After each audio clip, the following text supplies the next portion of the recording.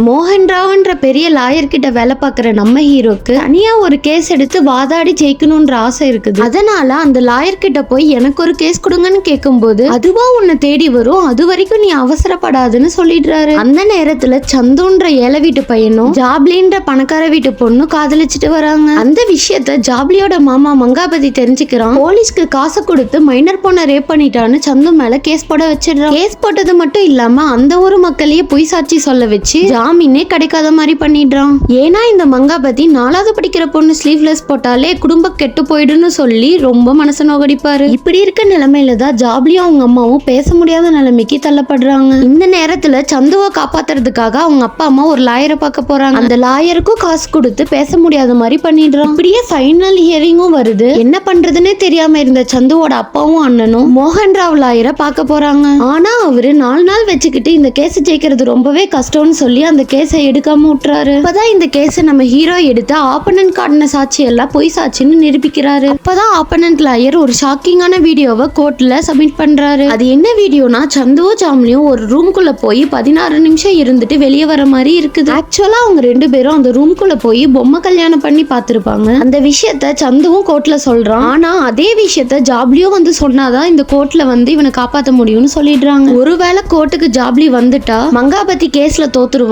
அதனால பொண்ணு மிஸ்ஸிங்ன்ற ஒரு கம்ப்ளைண்ட்டை கொடுக்கறாரு. அந்த நேரத்துல தான் மங்காபதிக்கு ஷாக் கொடுக்கற மாதிரி அந்த பொண்ணும் அவங்க அம்மாவும் வந்து நிக்கிறாங்க. எதனாலன்னா ஒரு பையனோட லைஃபை இதனால கெடுத்துடக்கூடாதுன்னு நினைச்ச அவங்க அம்மா மங்காபதி மேல இருந்த பயம் போய் ஜாப்லிய கோர்ட்டுக்கு கூட்டிட்டு வந்துடுறா. அதுக்கப்புறம் சந்து சொன்ன அதே விஷயத்த ஜாப்லியும் சொன்னதுனால சந்துக்கு விடுதலை கொடுத்துடுறாங்க. கேஸ்ல ஜெயிச்சதுனால ஹீரோவை பாராட்ட அப்படியே பட முடியுது.